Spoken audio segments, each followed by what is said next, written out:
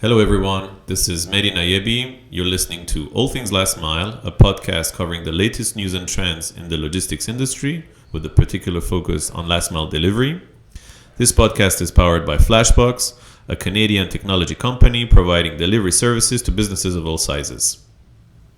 This week, I have the pleasure of having my friend Ignacio Tartavull from Tiny Mile, who's been involved in autonomous last mile delivery with very cute pink robots that were at some point last year visible in the streets of Toronto. But as we will discuss today, he's been facing challenges with the municipality. But of course, it's a booming industry, and there are so many other markets for him to cover.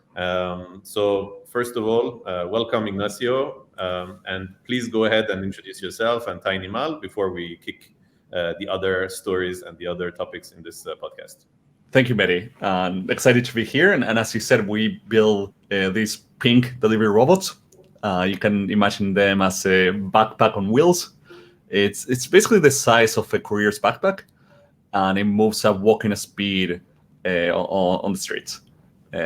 We used to operate in Toronto, not anymore, as you said, but we're now in North Carolina, and we're starting in Florida actually next week. So pretty exciting time for us.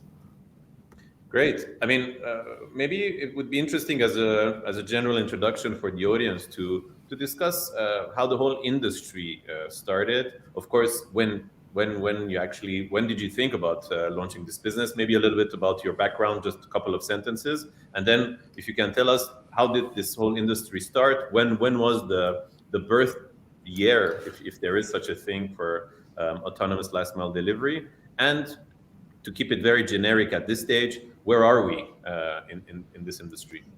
Yeah, well, great questions. Tons to cover. So a bit of my background is in autonomous cars. So I used to be part of a 1,500 engineering team building autonomous cars.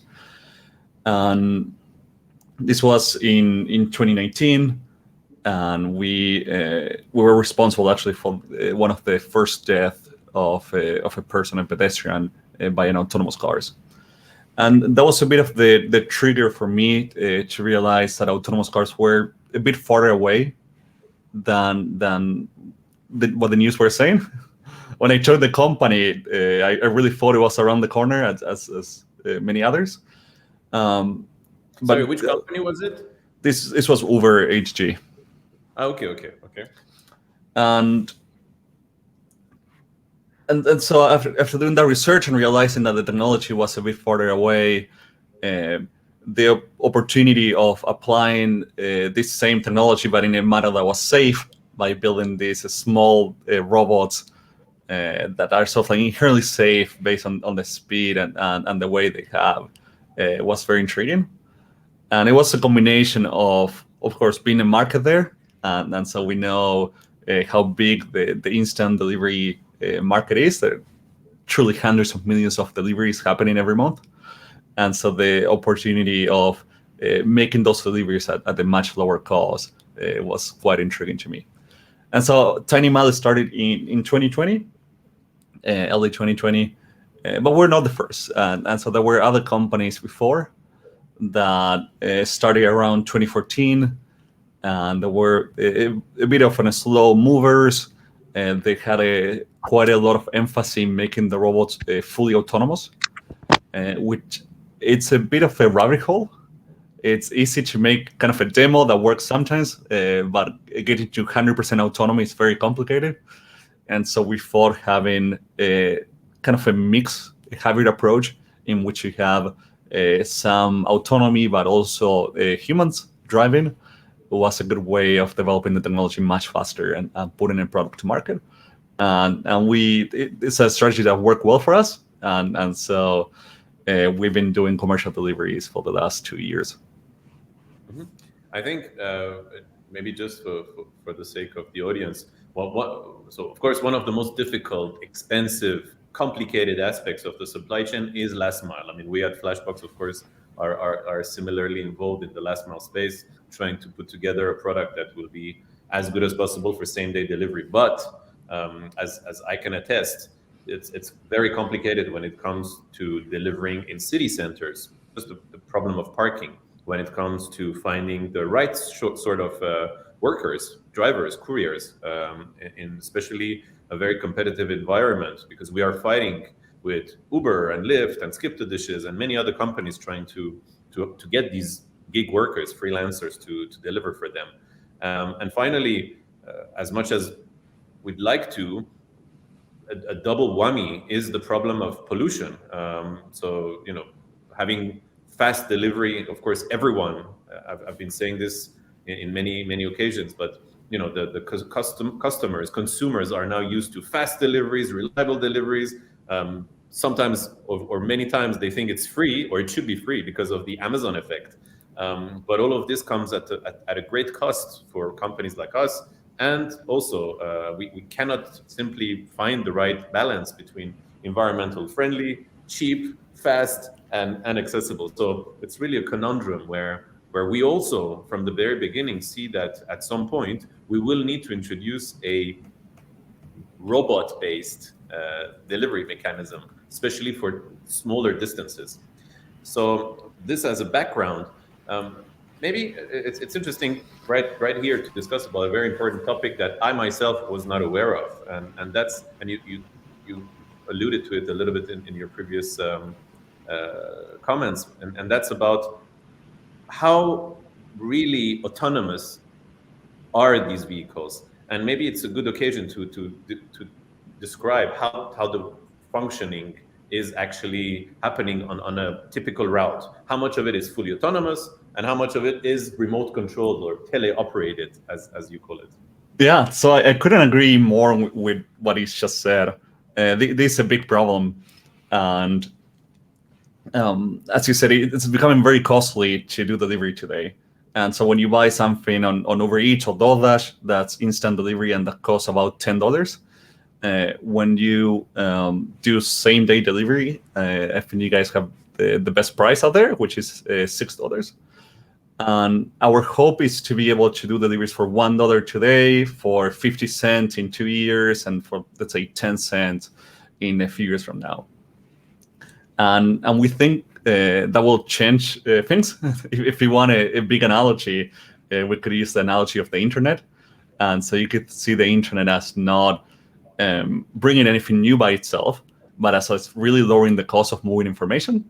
And so you can send bytes incredibly fast and for almost no cost. And we imagine a similar future in which we can move things in cities, incredibly quick and no cost. And we think that so much could be built on top. I like this kind of romantic vision of the internet in which you can build a company from your garage and supply to the entire world. And we think with these robots, you can build a flower shop, but at your house and supply the entire city with flowers in minutes and for cents. And so that's really the vision of the company. And well, the reason I love my job is because I get to see all these cool robots every day. I'm a bit of a nerd, but I also find it very meaningful. And it's for all the reasons that you mentioned. So cars kill 1 million people per year. For every robot that we put on the sidewalk, we can replace a car. So that's amazing in that sense. It's amazing for the environment. We got something like hundreds of letters from people with disabilities saying, and their family, for example, one person was saying, my mother doesn't need me anymore. She can be independent and get stuff from the pharmacy. And so we think it has that sort of like great benefit. And the last one is really sort of like the saving time. And so one analogy I love is analogy of the laundry machine. And so before we had the laundry machine, mostly women actually would spend something like 15 hours a week just doing laundry.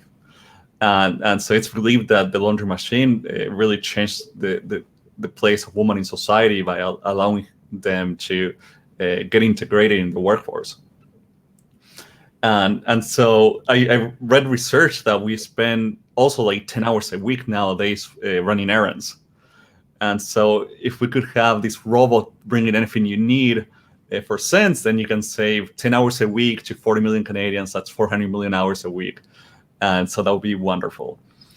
And well, so to achieve this sort of like long-term vision of doing deliveries for cents, you do need, you need something that's fully autonomous, basically. And so what we do today is that we have a human pilot and an AI pilot, and a bit of what the engineering team does is trying to increase the amount of AI pilot and of course decrease the human piloting. Telling the exact ratio is actually a fairly complicated and complex answer, because it really depends on the geography. Maybe when we start in a new city, it's mostly human piloting, but as months go along and you start to automate first the sidewalks and some crossing and so on, you can become a bit more autonomous. And so that's how we're doing progress today. Yeah, I mean, maybe this industry is one of the most obvious candidates in showcasing how the arrival of robots and AI will not necessarily fully replace humans, but it will gigantically augment the power of one human being, right? From our discussions a couple of months ago, I remember you had explained to me that initially maybe one driver remotely sitting in a location, not necessarily in that same city, could potentially initially monitor 2 robots, and then this could become 4 robots, and then 8 robots, as and when the autonomousness, so to say, increases and the technology improves, and the ability for the robot to decide for itself gradually improves with a number of improvements and advances that you are implementing, right? That's exactly right, and I think that's a wonderful thing about this technology, is that it makes the job safer. You don't need to be in the cold Canadian night. You can be driving the road from bed. It's couriers get injured quite often, and so if you're in Toronto and you see the train tracks, if they cover with snow, it's you can hit them with your bicycle and fall. And so it makes the job a lot safer. It also removes kind of the annoying parts. When I have been a courier myself, and, and one of the most annoying things is waiting for people to come out, or for the restaurants to finish preparing the order. And in those sort of like dead times, you could just drive another robot. Mhm. And so it makes the job a lot more pleasant. And I actually find it fun. So when I'm when I need to go for a walk now, what I do instead is just drive a robot around. I find it super relaxing. Mhm. Absolutely. Why don't we talk a little bit about the challenges you faced in Toronto, and how and why there was an opposition to your robots that are, as far as I'm aware, these are sidewalk robots, right? They're not actually on the road itself, and also in terms of form factor, they're tiny, and as the name says, right? So why do you think so? First of all, can you tell us very very briefly, what happened, and then what was the reason given by the Toronto City Council, and where are you now in terms of discussions, or what are the next stages of that? Yeah, absolutely. Um, so this happened basically last year, and so Ontario saw the benefits of having delivery robots, and they started working on a proposal that will last 10 years to allow them in this pilot program. And there was a group from Toronto who had a fight for quite a long time to not have e-scooters in the city. And so they basically sent a letter against this proposal. And the letter was kind of like a few sentences on we shouldn't have delivery robots, and there was like 3 pages on we still have e-scooters and we should prohibit them and so on. And so we thought we were kind of like a side issue to the e-scooter. But this group had a pretty strong voice in Toronto, and they were able to kind of like get ahead of the proposal and ban the robots in Toronto, kind of preemptively. We of course, in the few days that we had, all these things happened very quickly. We tried to make our case, and we said that we operated in Toronto for 2 years. that we have done 100,000 kilometers without a single accident. We try to showcase the merchants that were benefiting. We collected, again, hundreds of letters from people with disabilities, and that were kind of one of the things mentioned in this letter is that if you had any disability, having a road on the sidewalk was a bad idea. But we actually collected tons of letters from people who were benefiting from the service.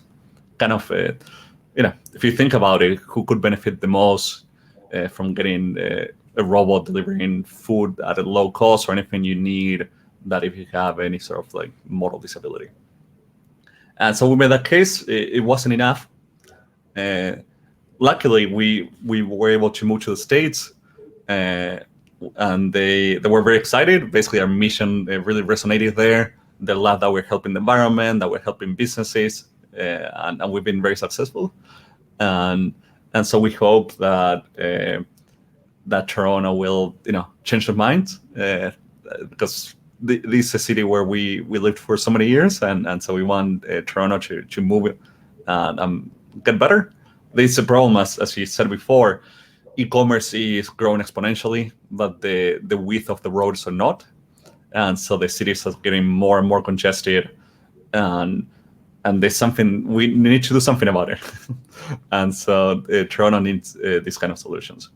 Yeah, I mean, just to bounce on what you mentioned, and just from a random third-party point of view, the natural consequence or the natural conclusion from being able to leverage such last mile technology is actually to provide so much upside for people with disabilities. It's the actual opposite.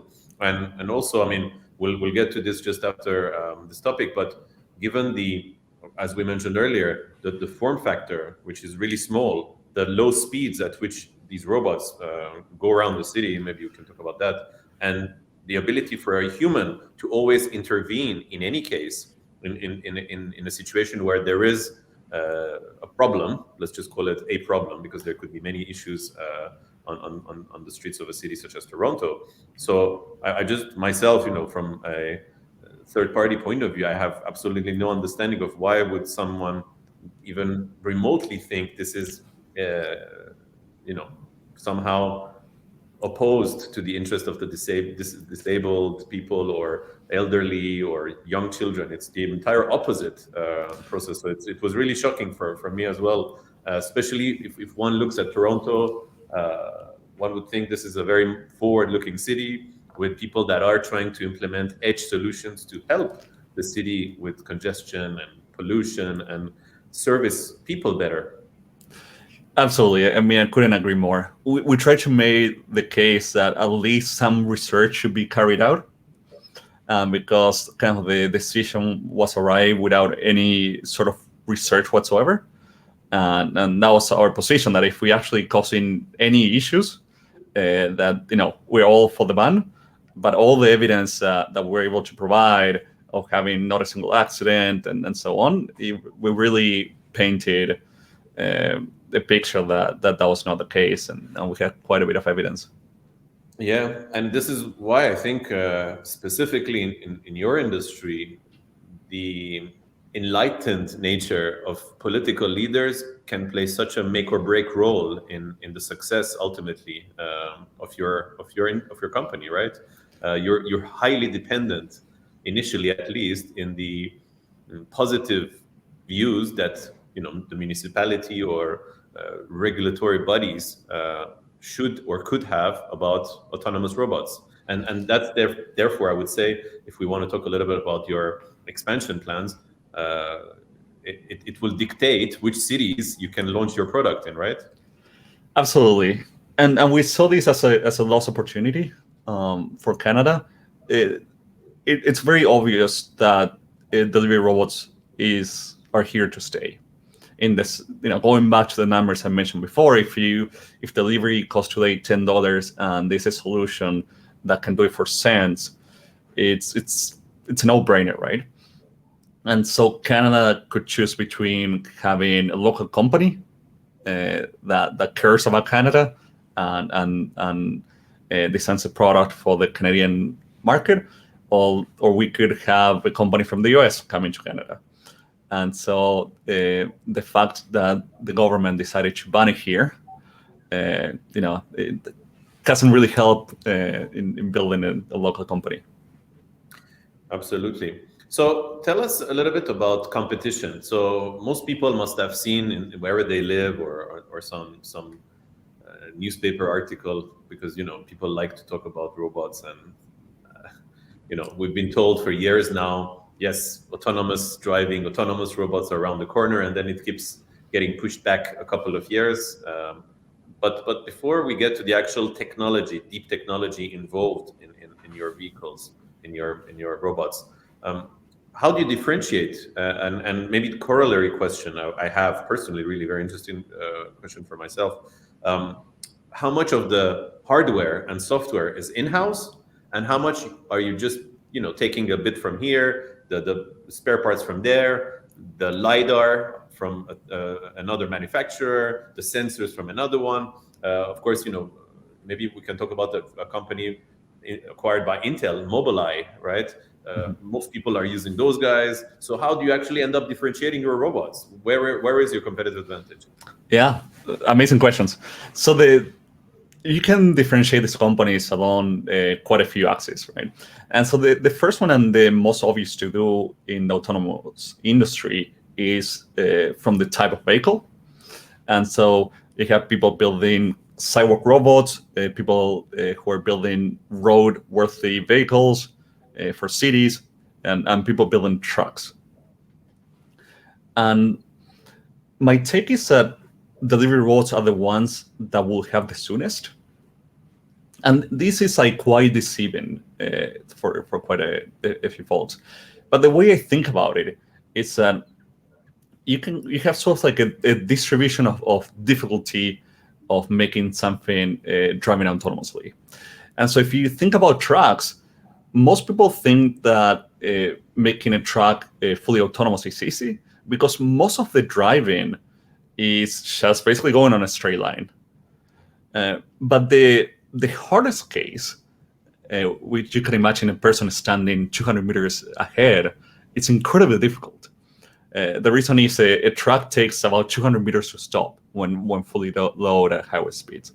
And so detecting that human 200 meters away is such a far distance that the cameras or the laser sensors are just not good enough. And so my take is that trucks is what's going to take the longest to be built. Delivery robots, on the other extreme, the average case is fairly difficult, because you have people on the sidewalks who can jump in front of the robot at any second. But the hardest case is not that much more difficult. And that's what makes me believe that this is a problem that we can solve the soonest. And it's very related to the stopping distance. And so a robot is able to stop literally in 20 centimeters. And so you only really need to detect a person a meter away to be able to stop safely. And then I would put autonomous cars something in between kind of the trucks and the delivery robots. And so if I were to make some wild predictions, we're in a podcast, so why not saying something that you can be held accountable, and you'll be certainly wrong. I think delivery robots will be kind of adopted in the next 1 or 2 years. I think autonomous cars might take 5 or 10, and I think trucks are going to take 10 to 15. Just to make some claims. Perfect. Yeah. And so that's sort of the big, one of the first differentiators, and we're of course focused on the sidewalk market. Something that's very important here is sort of the delivery distances. And so sidewalk robots are the best fit for very dense cities. And so, for example, in a city like Toronto, the average delivery distance is like half a kilometer. And the reason is, well, from where my house is, I have 3 McDonald's within 1 kilometer. And so distances tend to be incredibly short. Sidewalk robots are a perfect solution for that. You can deliver in 10 minutes for cents. When you go to the suburbs, then, well, distances tend to be 4 or 5 kilometers. And now something that moves at walking speed might not be the best fit. You probably want something that goes on the road, that goes at 20 kilometers per hour, and so we need a road vehicle, and that of course is going to take a bit more development. And then many people also interested kind of in rural. What happens if you don't have any road infrastructure and you have to say farms or whatnot? Well, that might be where drones actually are a good idea. If you can have something that flies in a straight line and you can land anywhere and so on, that's a great solution. But you probably don't want to mix things up. If you put a drone in the city, it's gonna be a mess, or no, just safety wise, it's not a good idea, and so on. And so, of course, we're building kind of like the sidewalk robot. And but then the other axis to differentiate. And so one of them is sort of the business model, which is how can people use your robots? And what we've chosen is to be the white label service provider. And so that means that anybody can put the logo and their colors on our robot and use them. And that's not the approach that others have chosen. Understood. Now, I think it's very interesting as a topic. So specifically, the sidewalk robots for inner city in dense in urban environment type of scenarios with let's say 10 kilometer speeds and with a degree of autonomous driving plus the addition of teleoperation in cases of urgency or whenever there is the need for a human to intervene.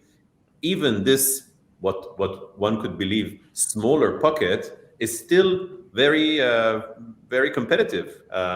I can immediately cite probably 15 companies between North America and Europe trying to build these type of robots. And this is where I get to my next question, right? Or extend my previous question. What are the technologies that are available for everyone, and what are the verticals or parts of the machine and the software and maybe the teleoperation that you would be focusing more on to differentiate yourself? Yeah, great question. So our focus is truly on having the lowest cost delivery, and so many people have built very good looking robots that cost a fortune. We have made something that works, but it doesn't cost as much to be built.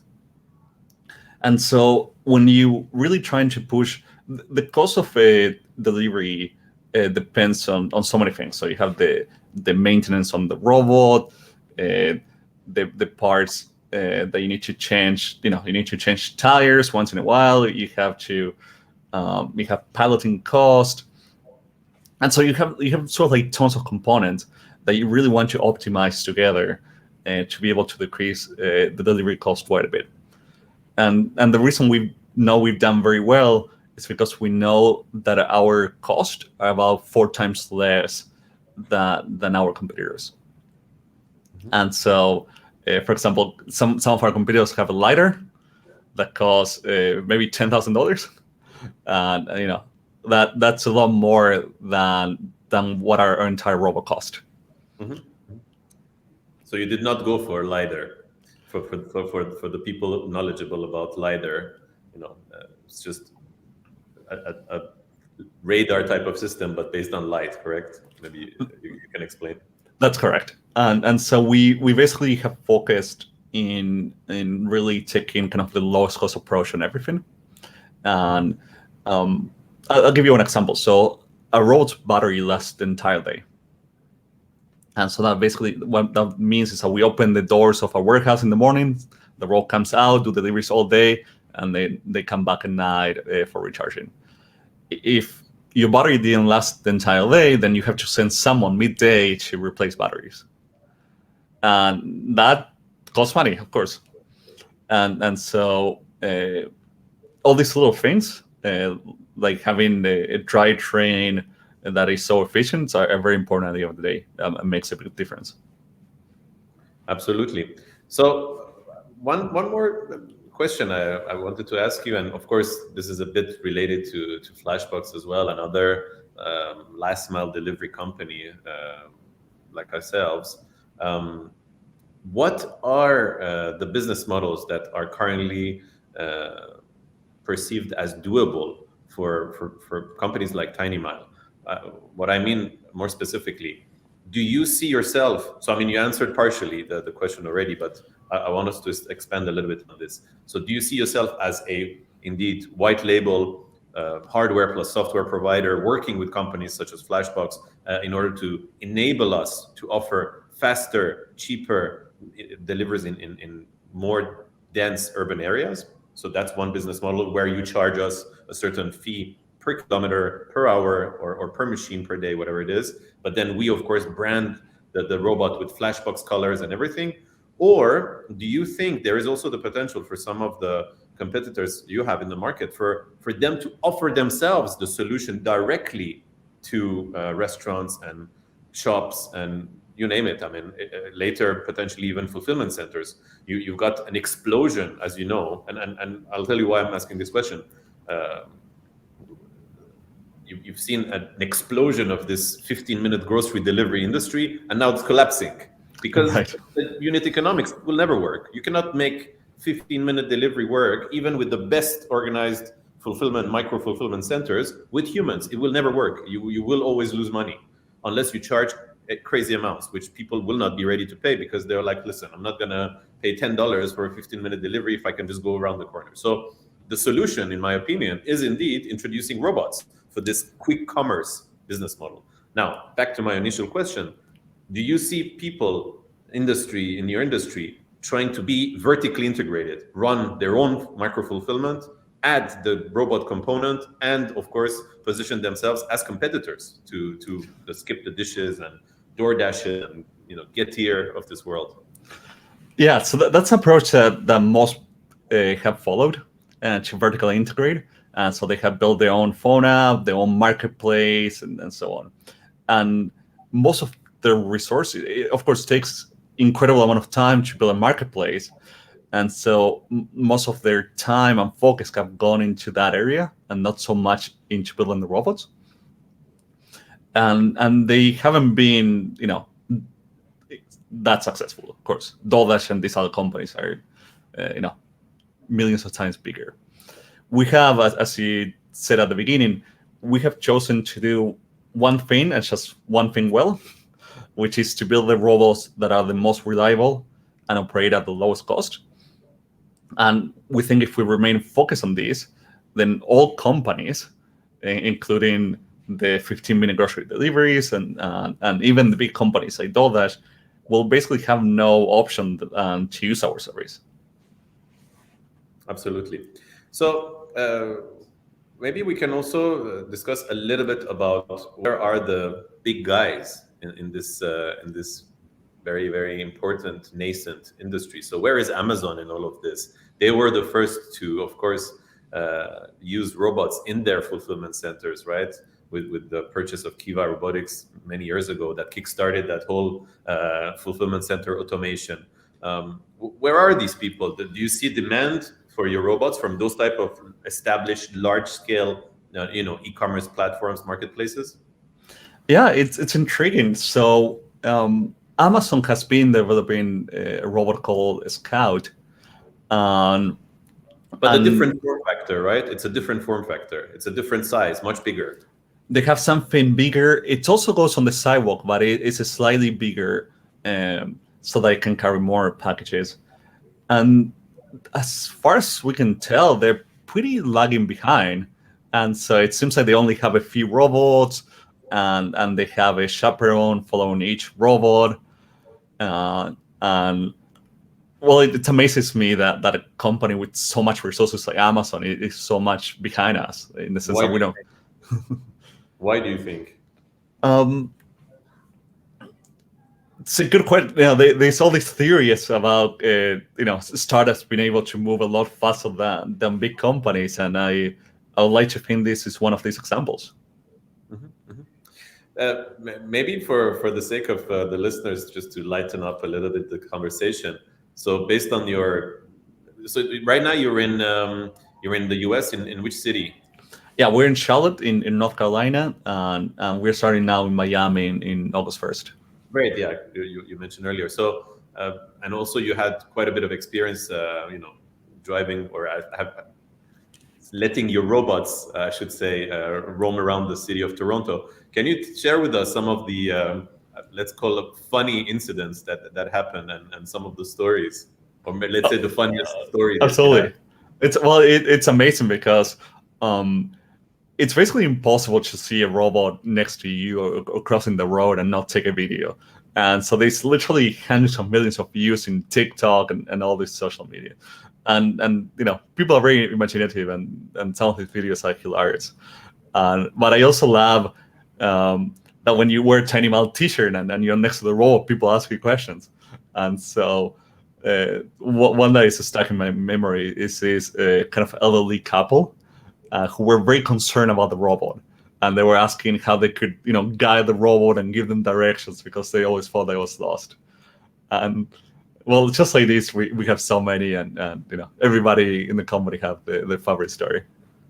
Great. Yeah. I mean, I think that definitely there is that curiosity factor. And most people, I think, react positively, right? Your experience has been that people actually like to see these robots around them. Oh, it's so positive. I think we all have kind of this like science fiction side that we like, and we all seen these kind of movies, and just seeing like a real robot on the sidewalk, it's just people don't forget. When many times I meet people for the first time, and they tell me, "Oh, 6 months ago I saw the robot in that intersection," it really gets stuck in their mind. Absolutely. Look, I mean, thank you so much for your time today, Ignacio. I think there is so much more to cover when it comes to the technology behind these robots, the big trends influencing this industry, how this will change. A very important topic, in my opinion, is the consequences on the labor market. One side, of course, is the positive consequence when it comes to companies that are fighting for fighting this shortage of drivers, and this solution could really be a lifesaver for many companies. And on top of it, of course, by an order of magnitude, decrease the cost of delivery. But at the same time, maybe you will have more and more pushback from a lot of drivers who will feel basically left out because the robots will be able to replace them. There's also, of course, the conversation on a very important topic about teleoperation. I think that would justify an entire episode, because teleoperation, in my opinion, is a nascent industry, not only for driving small sidewalk robots, but also for trucks later, for taxi robots later, for inside even fulfillment centers and warehouses. People will be needed to drive forklifts and many other machinery. And then the question comes, which I always also ask myself, where should these people be based? I mean, maybe you can share a little bit if you want. I mean, where are your drivers? They could be sitting in another country, right? The other side of the world. People wouldn't know, because I think technology now has become seamless enough to have so little latency that people could actually live anywhere and simply use your machines to make money from anywhere in the world. Yeah, that's right. So many good topics to talk about, and it's true. I drive many times a robot from Toronto to North Carolina. I have my parents when I was building the first prototype, driving a robot from Argentina, and so that's certainly possible. And these are all important topics to talk about. Technology creating jobs and displacing others is nothing new. My take is that technology always makes things better.